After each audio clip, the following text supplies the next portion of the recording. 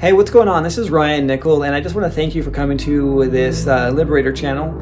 And you're going to hear this interview here that I did with a good friend of mine, Michael Zuber. He's the author of One Rental at a Time, and I just put this offer out there asking if anyone was interested in the universal laws. And he's like, me, come on, pick me. And so I went ahead and we did this interview, and it was actually one of my better interviews. And so I asked him for the ability to have that interview and to post it here. And this is going to be actually the first video that I've posted.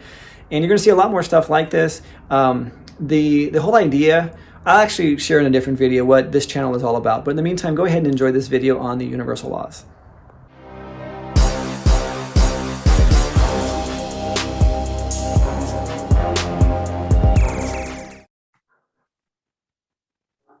Good morning, good afternoon, good evening, folks. Michael Zuber, One Rental at a Time, and we have a special guest. Somebody who's been on the channel several times, a contributor to the course, and as of a couple of days ago, someone who took a book selfie and wrote a 5-star review for me on Amazon, Mr. Ryan Nickel. How you doing, sir?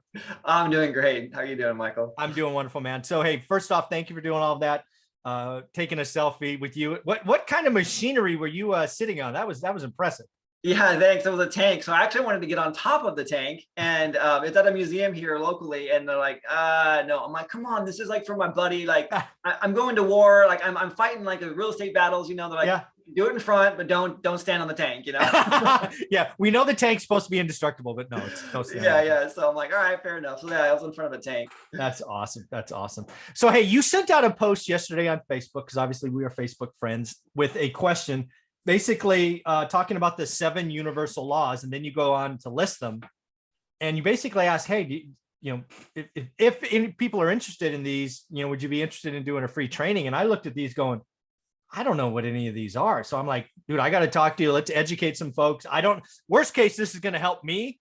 So why don't you talk about the 7 natural laws of the universe? And I'm not sure where this is going to go, but break it down however you'd like. Fair enough. Yeah. When it's so funny because I was only going to make that post to my meetup group. I'm like, hey guys, do you want me to do this? And as I was posting it, I remembered, I'm like, oh crap, we're talking pre-foreclosures and tax sales, because that's what they wanted. I'm like, I'll just throw it out in there and see what happens. If anyone has any interest, I'll share it. And yeah, I was like surprised. I'm like, wow. Yeah, you had like, I replied really quick, but you have 39 comments in like 8 hours or something. It was like, whoa, people are interested in this. I know. I was surprised. Honestly, I was like, oh, okay. I guess this is something that people want to know about. So yeah, so these 7 laws are, I'll go ahead and name them out, and then we'll go into each of them. Okay. And for those of you that want to see it, like I pulled it up on my phone. I don't know if you can see that or not for the video. Yep. Yeah. So it's the law of mentalism, the law of correspondence. That's number 2. The law of vibration, the law of polarity, the law of rhythm, the law of cause and effect, and the law of gender. Now, as we go through these, you'll probably be like, oh yeah, I know that. I've heard that. Or maybe you like heard it in a different term. Most people hear like, oh, the law of attraction. I know this law. Yeah. And you'll see how that works in this. Yeah. But the whole key I want to go through this is, like most things, people may go, I get it, but I'd love for you to, because you're very clear that this is intentional for you, and you can layer in stories of how it affects your daily life, your business, your family. That's the connection I think people need to see, because understanding, it's only one part of this puzzle, right? You have to make action or application. Thank you. Yeah. So let's have some fun with it. Where do you want to go first? Let's start with the law of mentalism, because that's the first one. All right. So law of mentalism is basically that everything is mental. Everything is mental. And what I mean by that, like not mental, like, oh, that's crazy. Like, really? Okay. You're like, everything's mental. Yeah, it feels that way sometimes. If you watch the media. Yeah, right. Like everything is just going nuts. But what it means is that like this whole entire experience that we're experiencing is a mental experience. What it means basically is that the mind of the creator is what's projecting this stuff, that we're living inside someone like the Matrix, basically. Yeah, it's a video game, if you will, or exactly. Yeah, it's a video game that we're just doing this. But here's the crazy thing about it, is that everything is mental. It's not just like, okay, that's a great concept or it's a great construct to live in. But when you look at life in general, that you can say, look, everything exists mentally before it becomes a physical reality. Right. Nothing that we have that you see was ever created until it was first a mental thought. Yeah, this is kind of a la Jim Rome. Is that the right guy I'm thinking of? who talked about kind of seeing a it. lot of these. Yeah. Yeah. Okay. I like this. You're going to hear a lot of this stuff. Like if you've read like Jim Rohn, if you've read Think and Grow Rich, like Napoleon Hill, a lot of these universal laws, they've been handed down, like they've been handed down, and they transcend time. You know, they're universal principles. And what I got to say, I want to have a real conversation. A lot of people hear these and they understand, but they also write them off. Mm-hmm. I know a lot of tremendous real estate investors, and a lot of them saw what they were going to be before they were that thing. 100%. And it's amazing how powerful this is. I mean, just talk about your journey from going from 200 to 150 in your weight recently. You saw that, I'm sure, before it started happening, right? No, that's exactly right. So I hired my coach, just, you know, a little tangent on this. So I hired my coach. He's like, hey man, you know, what do you want to do? Like, how do you want to do this? And I'm like, you know, I want, and at the time I was like 195, 196. And I'm like, you know, it would mean the world to me if I could be the weight on my license. He's like, yeah, what is it? I'm like, 185. 11 pounds. 11 pounds. Yeah. He's like 185. And he was brilliant. He goes, okay. He's like, you know, I think if we work hard enough, we can make that happen. And no, he knowing exactly like his stuff like works. And I think within like 2 weeks, I was already past that. He's like, well, shoot, man, we already hit that. Let's just keep going and see what happens. And he knew like what was going to happen. Yeah. But for me, like, if he would have come out and said, hey, man, I think you can get down to 150, I would have been like, no way. No, yeah, exactly. Because what I was carrying in my mind wouldn't have interesting. worked. We shut off ideas, and we shut off things so often that come to us because we can't see it happening or happening to us. Yeah. And I love that. And that goes right into the law of correspondence. Okay. And so the law of correspondence says is that as it is within, so it is without. Okay. Or as it is above, so it is below. Like this is what it says. Like it's like everything's a mirror. Right. Okay. And I'm sure you've heard the book As a Man Thinketh. Mm-hmm. So what that book talks about is that there's a phrase in that book that says that, you know, many people think that it's the circumstance that make the man. Mm-hmm. And he's like, no, the man makes the circumstance. He's like, you show me the circumstance and I'll show you who the man is already. Wow. And what happens is we're creating this. And so you talk about like real estate investing, like first, you're right. We have to see this idea of what we can achieve. And then if we can see it happening, we're going to start to build a mental construct inside ourselves. And then whatever images we're holding inside our minds, we're going to now project that outside to us. Yeah, this is one I am not particularly good at. When this, you know, the law of mentalism, I get that.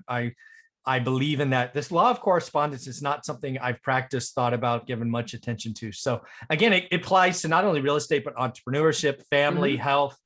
Yeah, let's talk about this one some more, because this is right, you know, already in the number 2, and it's a weakness of mine. Right. Well, you know, it's interesting because you said something that in one of your posts the other day, or maybe it was on one of your videos. And I was like, no, that can't be right. You said something about like, I only see what's directly in front of me. I don't see long-term vision. Yeah.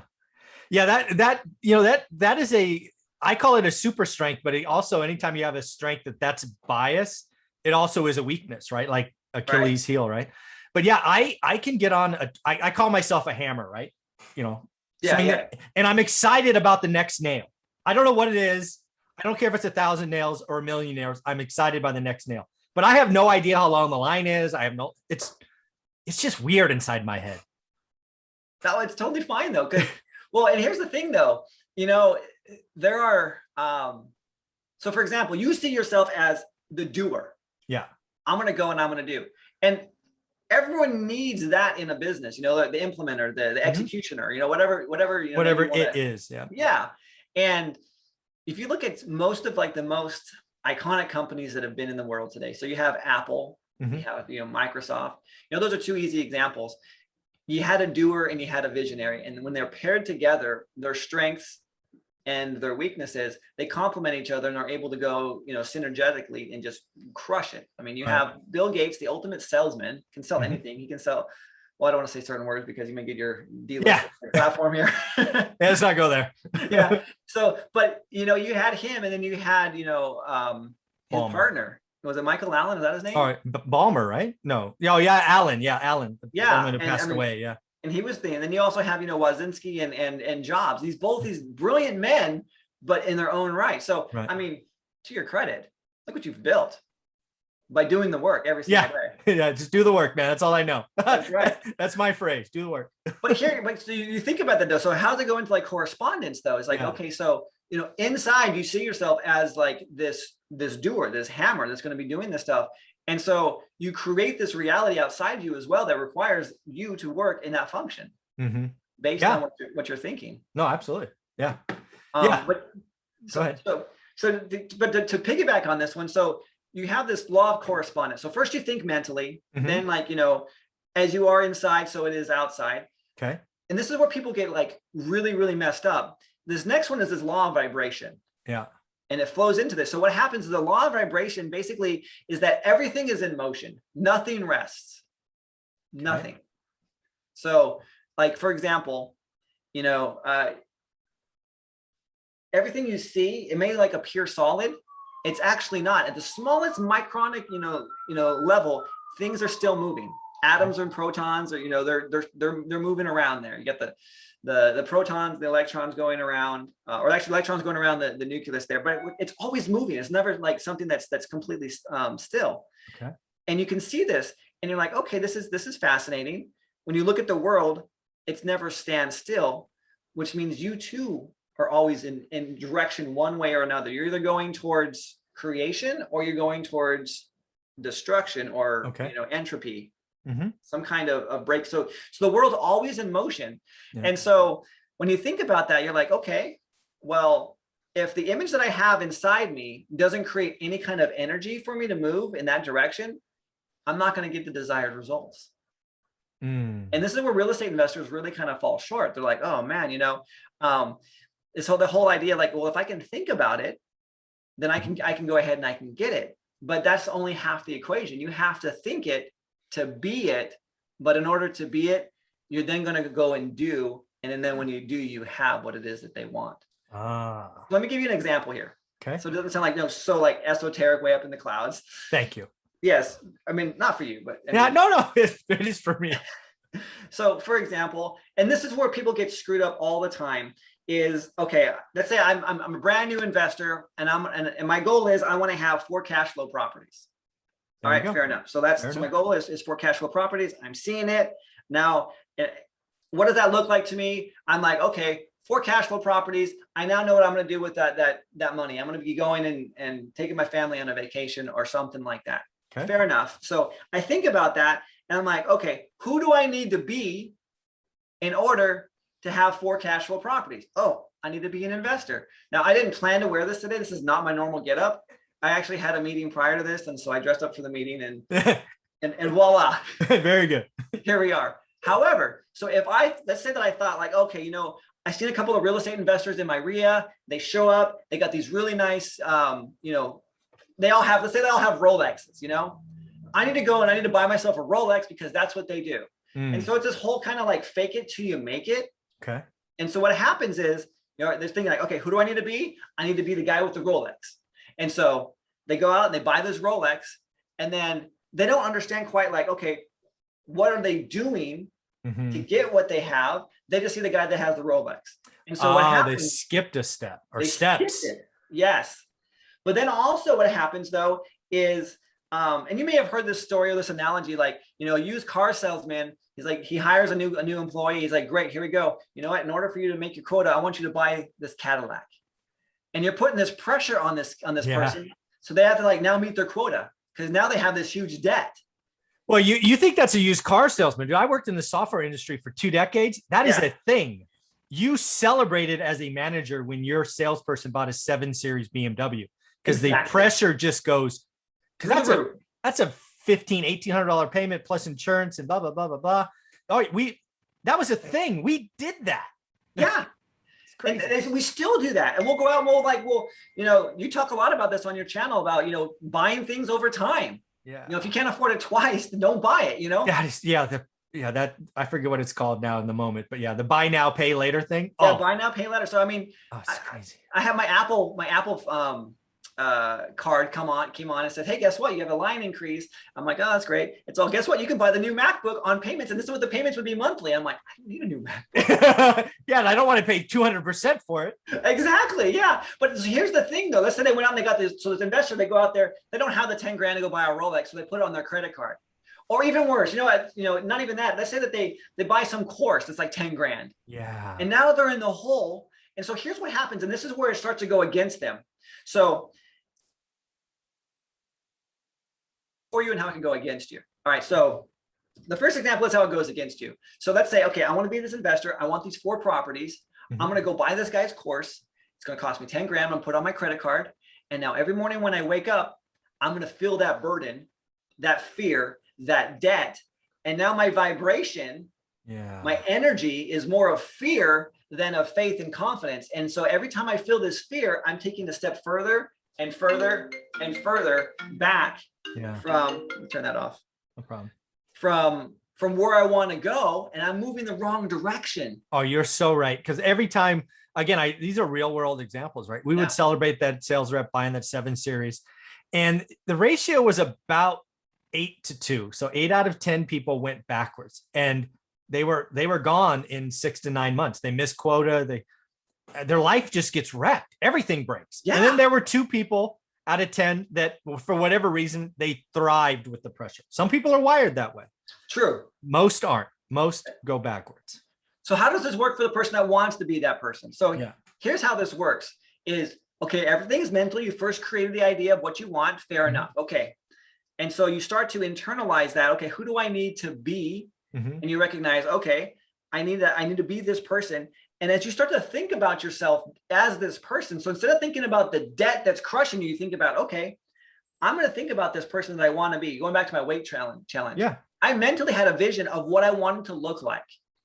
And some people go out and they'll get vision boards and stuff like that. So I had several pictures of people that had like 6-pack abs, because that's what my goal was. Okay. Once I passed that 185 and I was like on the downward slope, I'm like, let's take this all the way to 6-pack, shall we? Yeah. And I was like, yeah, we're going to do this. I mentally, I had to hold an image in my mind, because there were days where I'm like, oh, it's my wife's birthday. Let's get some cake. Let's do this and have all these things. But that image kept bringing me back to like, no. And I would feel the feeling of what it would feel like to be finally like taking a selfie or doing a photo shoot and be like, yeah, I got this. And that was the vibrational energy that I was going towards. And that was what pulled me or propelled me in that direction of faith and confidence. Right.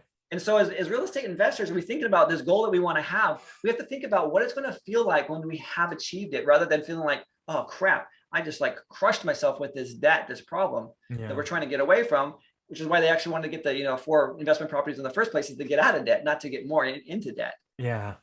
Oh, I love this. This is very helpful. Okay. So that was the law of vibration. Yes. So that's law of vibration. So the law of polarity, basically the law of polarity is that everything has its polar opposite. So this can be controversial. So some people say, there's these 2 diametrically opposed energy sources in the universe. They want to, call it God, call it the devil, whatever you want to label it. One's good, one's bad. Okay, good and bad. They're fighting each other, and they're fighting each other, and they're trying to get your soul, or trying to, whatever. And if you believe that there's these 2 energy forces contending, then you're screwed, because now you're not in control anymore. You've given up control to some outside entity that has complete control over you, and you no longer are at choice. No free will. No free will. We're going to talk about cause and effect. You're no longer at cause for your life, your actions. It's just you're existing. You're just bouncing through the universe. That's right. You're being a ping pong back and forth. Ooh, okay. So here's what the law of polarity says is like, no, it's one. Everything is one. There's one energy, just 2 different forms or 2 different poles. Okay. Complete opposite. Got it. And so like there is cold, there is hot. Right. Like there is poor, there is rich. Got it.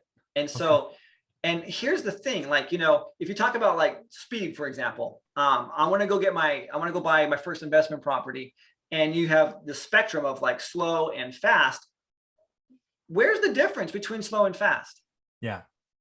How do you know? What's slow for me may be fast for you, or exactly. Yeah. I might, go and analyze a deal and it takes me 120 days, and you're like, 120 days, I bought 4 already. Yeah, I'm done. Yeah, thanks. I'm done. Where have you been? You know, and that's the whole thing. And then when you realize that it's just a polar, like a spectrum of Right. where you're at on the spectrum, it's no longer these two forces coming down and fighting against you. Like, oh no, I'm going to get you over here. No, I'm going to get you over here. Oh, I like it. Okay. You just realize I'm going at my own pace, and I'm going in the direction that I need to go, that I want to go. Yeah, and hot or cold, neither is good or bad. It's just it is. It is what you call it. Yeah, I like that. Okay, all right. See, you label that, and so, I mean, and again, what I may call hot, you may call cold. Exactly. So I had a coach one time, and I hired him, and I was paying $100 a month. Wow. And it was a stretch to pay him $100. I was like skipping meals. I mean, I was doing everything I could. And he asked me one time, he's like, Brian, you know how much I charge normally? I'm like, I don't know. $100? Yeah, $100. That's what I'm paying. 70? Yeah. $10,000. Oh, wow. And I'm like, why are you doing this? Yeah. For one. And then two, I'm like, nah, bogus, man. No one pays $10,000. He was a referral from a buddy of mine who just said, hey, man, this guy's having a hard time. Just do me a favor. Do me a solid. Yeah. Exactly. I had no idea. Wow. And the reason why he brought that up, he's like, because my goals were so small, because I only wanted to make like an extra like $300 or $400 a month. And he's like, what you consider to be a huge almost insurmountable task, because I had a day job at the time and stuff like that, make an extra $300 a month. He's like, people sneeze and that money's gone, Yeah. I mean, especially now with Amazon, I can't tell you my bills. Like, yes. Yeah. I got, great. More cardboard. That's right. Yeah. But it's crazy because like on the spectrum of where we're at, it's never, when we want to start comparing ourselves to other people, we're allowing that split to happen instead of realizing we're all on the same journey going at different pace. I like that. Okay. And it allows us to deal with people differently. For sure. So, yeah. I mean, you'll run into different individuals. This is along the same lines, but a different application. There are individuals that are called polar responders, that no matter how you respond, they're always going to take the contrarian approach. Yeah. Oh yeah. I got family like that. They just do that. And so when you recognize that, you're like, oh, like after like 2 or 3, comments, and they're taking the opposite stance, you're, oh, okay. If I want them to go this direction, I'm just going to go over here, and they're going to be repelled this way. So you play their game. Oh yeah. So I mean, so true. It is. So for example, like I had a seller one time, and I was getting so frustrated with him. I'm like, so we can close like, we can close this transaction like, in 3 days. We can do an all cash close in 3 days. He's like, 3 days? Oh man, no. And so he's looking around to find all the reasons why he can't do it in 3 days. I got to pack all this stuff up. So finally, like out of frustration, this is when I discovered it. Out of frustration, I'm like, you know what? Screw it. I'm not going to buy your house. And if I did, I probably wouldn't close. And I shut out like this was like in February. I like shut some holiday way in the end of the year. I'm like, you know what? Even if I were going to, I wouldn't close on it until at least maybe, I don't know, Thanksgiving. And he came back. He's like, that's way too far. That's way too far in the future, man. I need you to do something like, can you help me out? Like maybe after Easter in April. And I'm like, oh, heck. Oh, that way. Whoa. It's like 45 days. Yeah, we can do that. No problem. Oh man. But it was out of frustration that I learned this. I'm like, this guy's a polar responder. Nice. So I went further than I knew he would go, and he would repel back the opposite direction. Oh, that's cool. Okay. All right. I like that. Again, I'm glad I've asked you to do this, because this is I am learning a lot. So I appreciate the examples. Thank you. You're very welcome. All right. So the next one here that I have, I'm just going in the order of the list that was on the rhythm. Law of rhythm. So you'll appreciate this one. So the law of rhythm is that everything has its cycle. Yeah. So tide comes in, tide comes out. Okay. You have these 4 seasons. They come and they go. We're born, we grow up, we die. There's all these cycles to it, business cycles. And I think this is where the work that you do daily comes into play more than I think anywhere else, is doing the daily work of knowing your numbers, knowing your market. Mm-hmm. And for example, this is the reason why your students are going to have such an advantage over anyone else that's not paying attention to the market daily.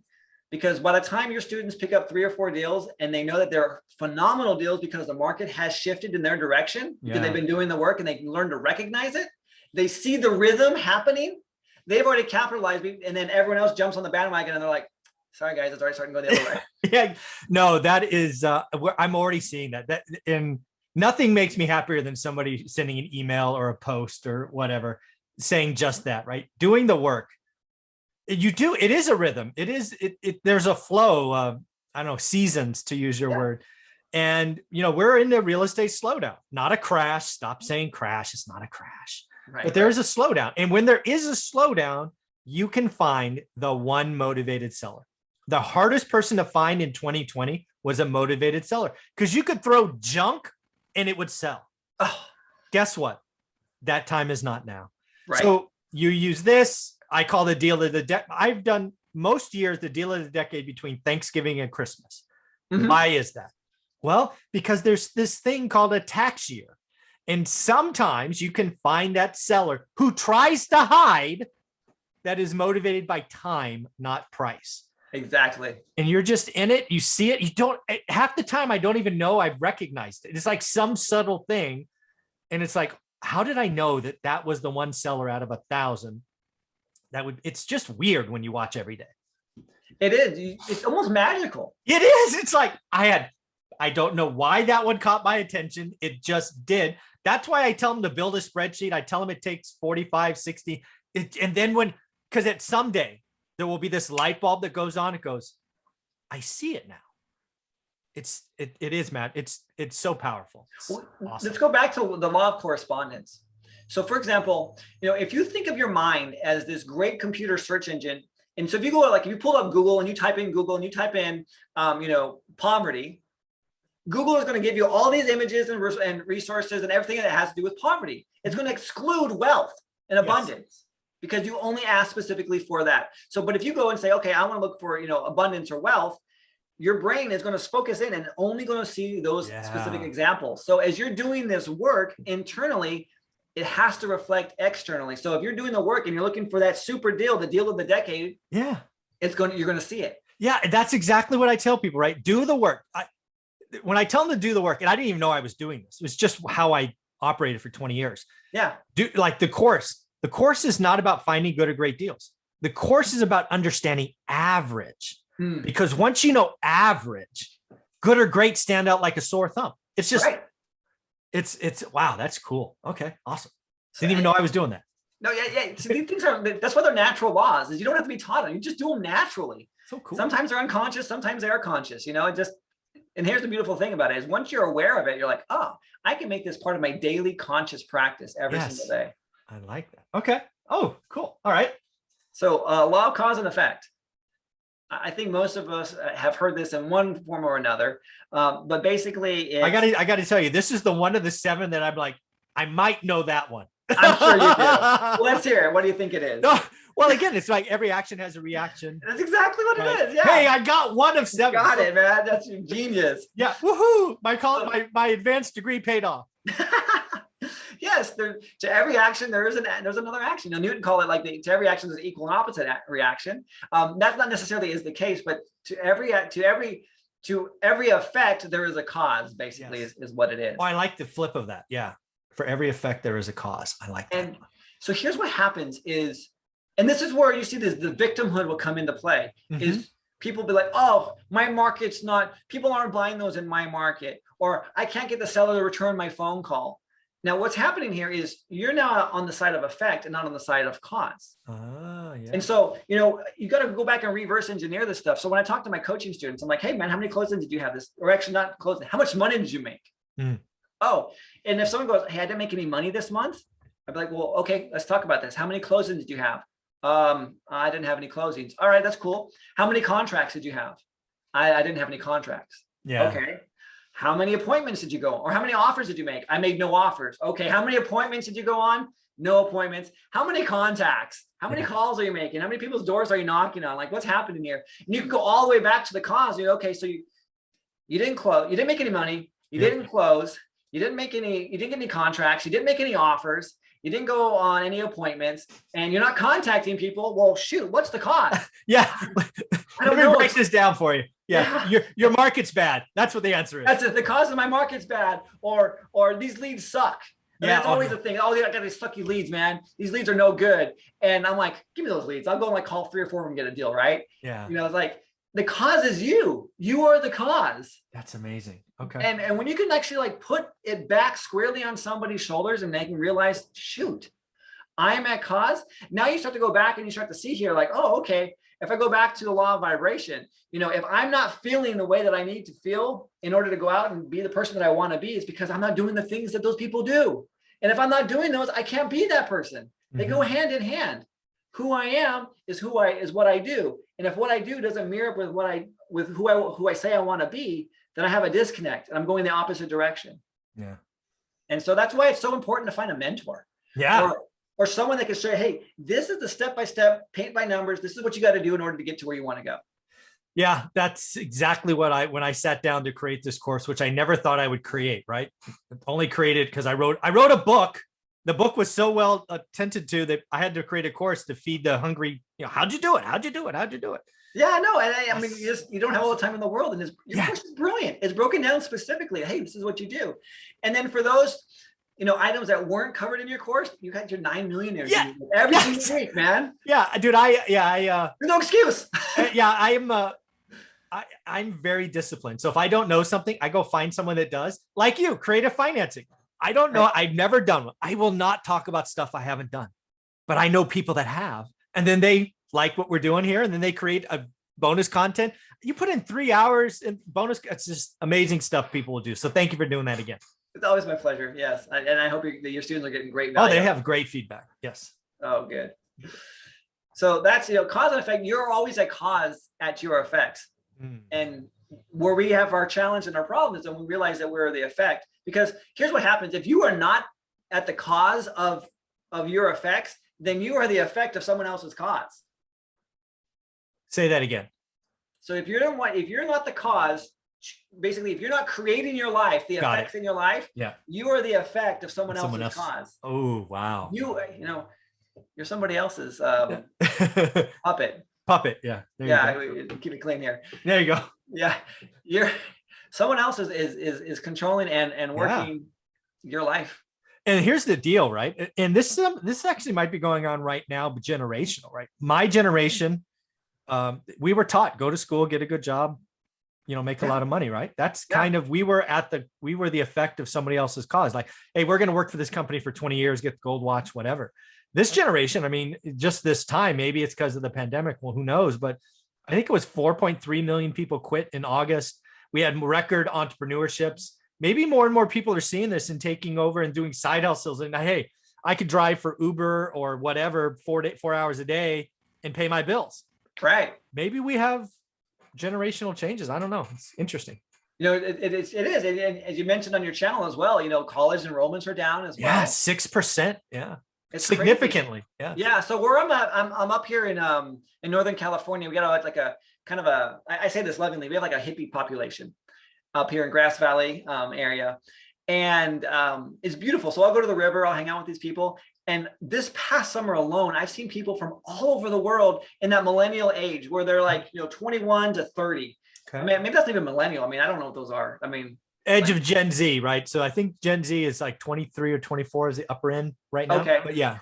So, I mean, but here's the cool thing about them. They're not from America. Yeah, I know, right? Yeah. They're like from Switzerland and Argentina. They're from all over the world. And there was a couple of guys that I saw that they're just like kind of nomadic, you know, they're just traveling. I'm like, dude, like, what are you doing for like money and all this stuff? He's like, dude, and it's so funny. Like, man, God's got me, or the universe got me. I just land on my feet wherever I go. There's always something to do. And I'm like, how do you like, and I'm trying to like understand like their thought process. Like, how do you do this? He's like, I just know that I'm going to go and it's always going to be there. And I'm like, dude, like that's some serious faith. Yeah. I was not raised to have that. my personal experience is not that. No, exactly. Like we experienced this from our moms and our dads. And this is what happens, you know, I'm glad you brought that up. So, you know, our first, you know, years from like, you know, 0 to 8 is we're a sponge. We're absorbing everything around us. We have no real like conscious thought as far as like, you know, consequences. Like our conscious mind, they say as far as psychology goes, is not developed until like our 7 or 8 year old, until we're 7 or 8. Okay. And so until this time, everything's subconscious and everything's just getting in and it's programming us. It's creating our beliefs and our values and all this structure in our life. And so I don't know about you, but for me, we grew up very poor. Like my mom was like garage sales. My dad was like, you know, working 2 jobs and his dad worked 2 jobs. And here's the crazy thing that happens is when I told my dad I wanted to be an entrepreneur because I wanted to make more money, I want to have freedom, his response was, well, that's your burden, son. If you do that, that's your cross to bear, because I worked 2 jobs my entire life and I'm an honest man. And I don't know any honest person that doesn't work 2 jobs. And so if you're working less than 2 jobs and you have extra money, you must be a criminal. Ooh. And I'm like, so this is like the thought process that I have, like, oh man, if I get extra money, I'm a criminal. I'm doing something dishonest. And so I'm constantly like thinking about myself, my self-image. I'm like, I'm a thief. I'm probably going to jail. I'm gonna be in handcuffs. I look bad in orange. Orange is the new black, man. Yeah. So all these like things were horrible in my mind. And so I had to go through and deconstruct that. But it wasn't until I came across these laws that I was able to realize what was actually happening inside my mind so I could change this. Yeah. And I'm like, oh, so how do you change that? Well, that comes to the law of gender. Okay. So this is the beautiful thing about it's everything has its male and female component. It's yin and it's yang. Okay. And I'm like, okay, so what does this actually mean? So, for example, the human brain has a left hemisphere and a right hemisphere, has a logical side and an emotional side, has a masculine side and a feminine side. Okay. So here's the crazy thing about it is you may have like in your business career talked to individuals like, oh, that person has real masculine energy or they have real feminine energy, whether it's male or female, biologically, it doesn't matter. They can exhibit either trait. Sure. And the truth of the matter is we have both of those energies within us. And so everything is, it's like male and female, plants and trees and all of those things. And so when we talk about like the logical side is the masculine side of our thinking process, and the emotional side, the empathetic side, is the female side, the nurture, the care given side. And or the creative side as well. So here's the crazy thing about real estate investors is most jobs require you to be either one or another. Like if you're going to go into like a compassionate field, you're going to be a doctor, you're going to be a caregiver, you're going to have that empathetic role, even teachers.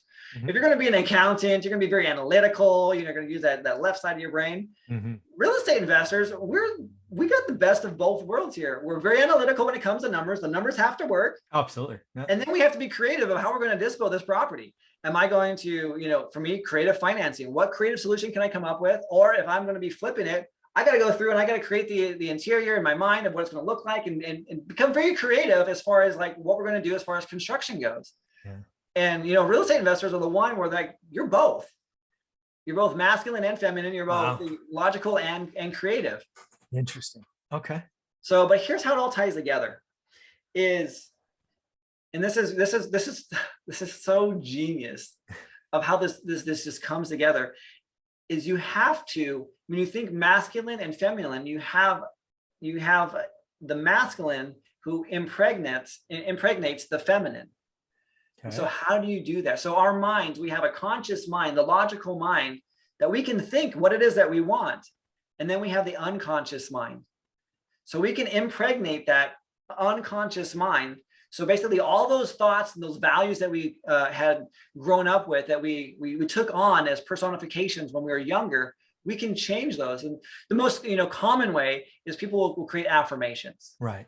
And so they'll go around, they'll say these mantras like, I am smart, I am beautiful, I am healthy, I am skinny, or whatever it is they want. I'm wealthy, I own 4 cash flowing real estate property, whatever it may be.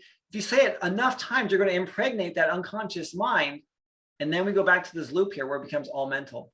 Wow. And then you go back to correspondence as you start to believe it and to feel it. You create that vibration, that energy. And now you're starting to attract that into your life. You're starting to see those opportunities. You recognize the rhythm. You're now at cause. And you can just go through all of these laws over, and it becomes this like cycle of just becoming from where you're at, growing up into these evolutions of becoming, greater and greater being of who you are. That's amazing. I am so glad I asked you to do this last night. Thank you for doing this on such short notice. If folks wanted to follow you, maybe get a part of this training you may be putting together, I'm going to guess you're going to create it, given all the feedback you've seen. I don't know. I think this video is enough. We'll just send your channel here. Oh man, I think there's something there. How do you want people to follow you, reach out if they want to maybe get some coaching or whatnot? How do you want that to happen? My handle is bootstraprei@gmail. That's my email actually, but my handle is bootstraprei. I think that's still my handle, or maybe I'm trouble selling your house. I don't even know. I think you're trouble selling your house now. I did. I changed it. Yeah, it's trouble selling your house. Yeah. And again, folks, if you want to know, he's in my course, the bonus section, creative financing. He reached out and said, I want to help add to this. And he did. It's amazing stuff. You hear some personal stories in there in the beginning. So Ryan, you've got a great story. And again, clearly, I learned a lot this morning. So like I said, I only knew one of those in all honesty. So well, there you go, stuff. man. So thank you very much. Thanks for all your success, and congrats on you attacked one of my workouts. I just want to work this in here. So folks, one of the things that I do every day is I try to do something that physically challenges me. And the other day in California, it was raining really bad. So I did something that I called test your inner bitch. I didn't, that's just what I called it.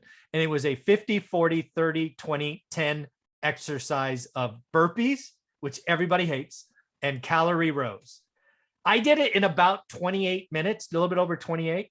Ryan takes the challenges and crushes it in like 22 something. It was 23. Yeah. 23. I need to go do that again because I'm competitive. But congratulations. You look amazing. Dropped roughly 50 pounds. Your success in business, family. It's amazing to watch. So thank you again. My pleasure. I appreciate you having me on.